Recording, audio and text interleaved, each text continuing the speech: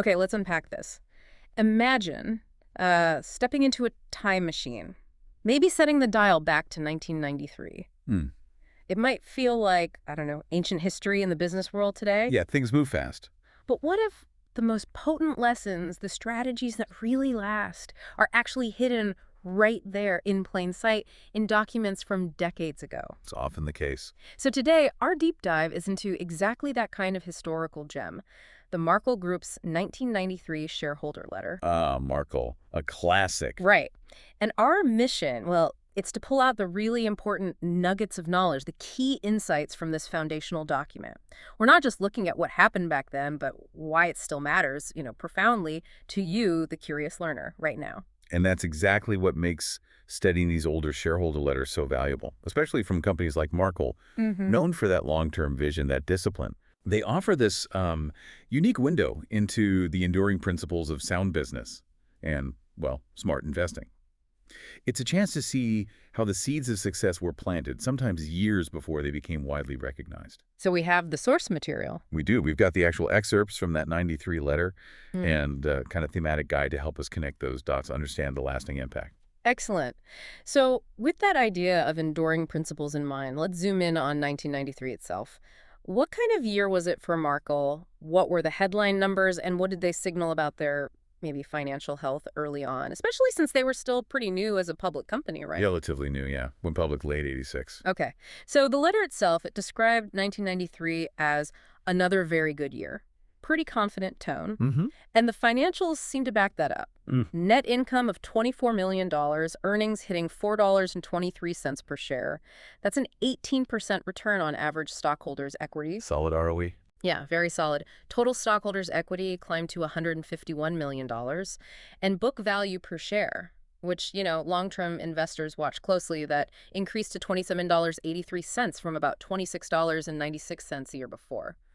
Good numbers, but what's the deeper story? Well, what's really insightful here, I think, is how Markel, even as a relatively young public company, was already showing this kind of countercultural commitment to specific metrics, like return on equity, like book value growth. Right, not just top-line growth. Exactly. So many companies chase revenue above all else. But Markel was, it seems, meticulously building an asset base designed for decades of compounding. This wasn't about hitting some fleeting quarterly target.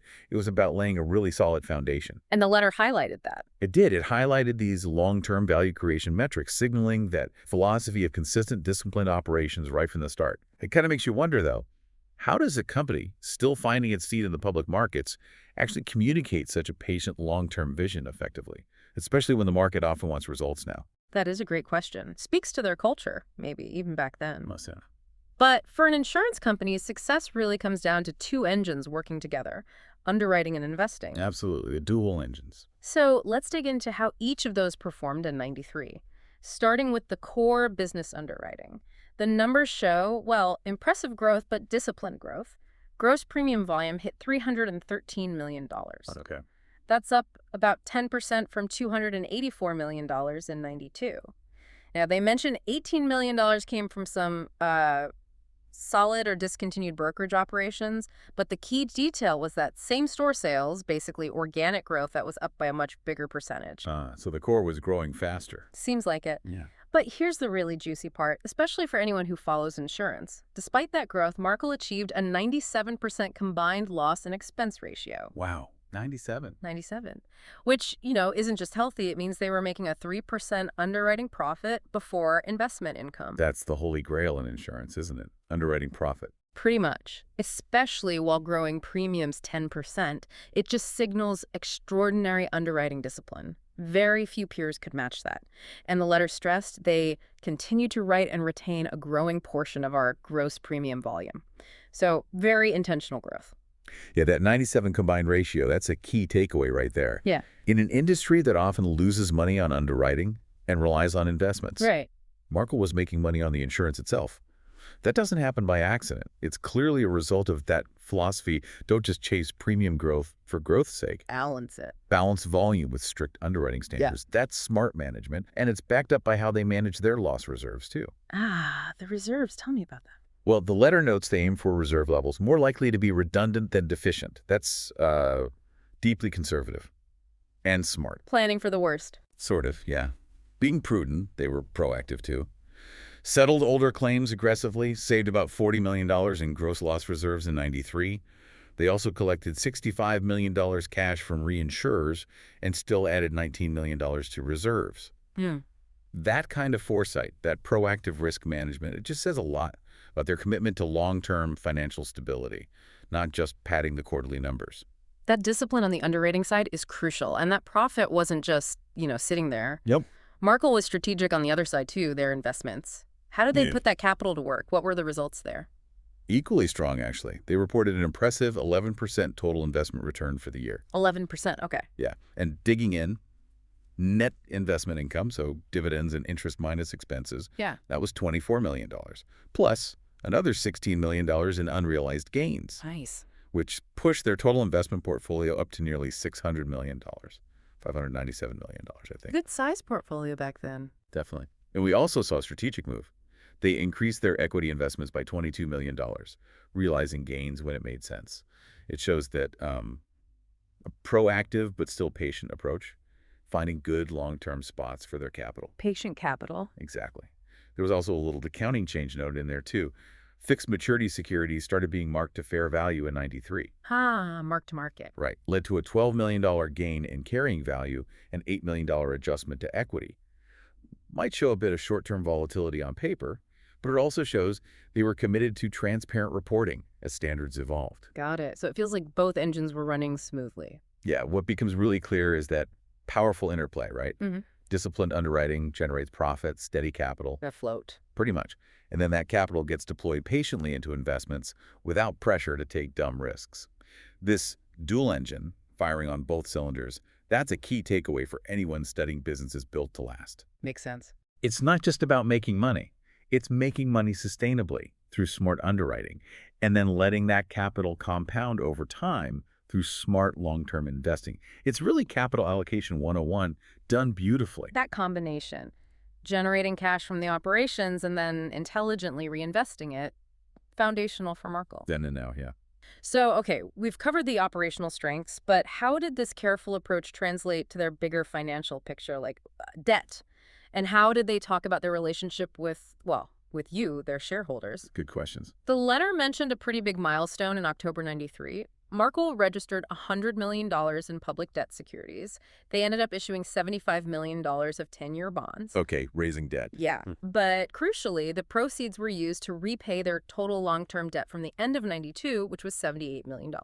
So effectively, they refinanced everything. Restructuring it. Smart. Seems like it. It brought their debt to total equity ratio at the end of '93 down to a very manageable 34%. And they locked it in at an attractive fixed cost. 7.5% for that 10-year debt. 7.5% fixed for 10 years in '93. Not bad at all. Right. So was this typical, or did it signal something particular about their financial thinking? Well, it kind of begs the question, doesn't it? Yeah. How does a company's approach to debt show its conservatism, its strategic foresight? Markel's move here, refinancing existing debt at a fixed, pretty attractive rate, it speaks volumes about prudent financial stewardship. Stability. Locking in certainty. Exactly. That 7.5% fixed rate was favorable then, gave them cost certainty for a big chunk of their capital structure. They weren't piling on debt to fuel crazy growth. They were optimizing for long-term stability and cost efficiency. Yeah.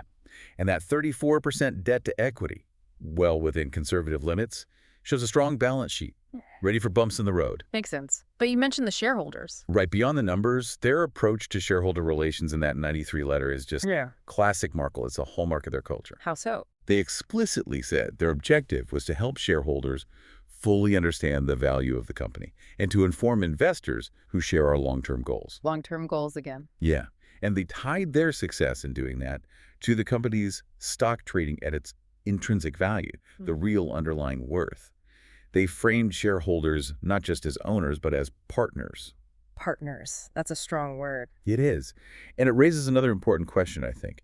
In a world often obsessed with the short term, how do companies genuinely build and keep that kind of long-term partnership with their investors? It's rare. It is. It's a commitment to transparency, to aligning interests, something a lot of companies today could probably learn from. That partnership idea definitely resonates. So, okay, we've journeyed back to '93. We've looked at the numbers, the operating philosophy, the communication style.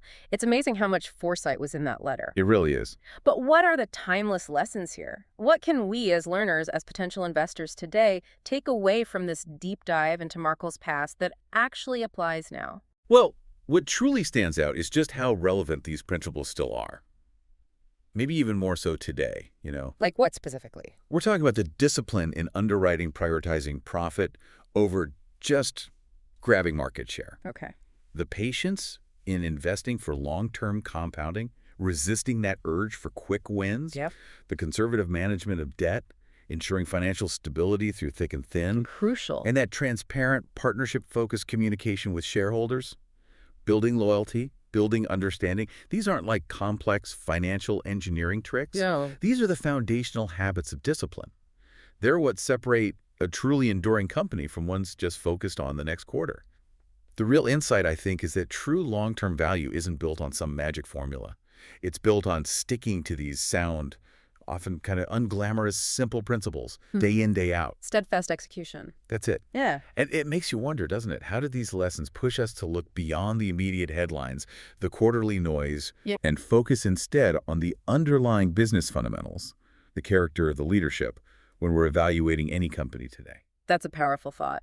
So what does this all mean for you listening in? Our deep dive into Markel's 1993 shareholder letter, it wasn't just a history lesson. Far from it. It was really a masterclass in the foundational principles of a successful, enduring business.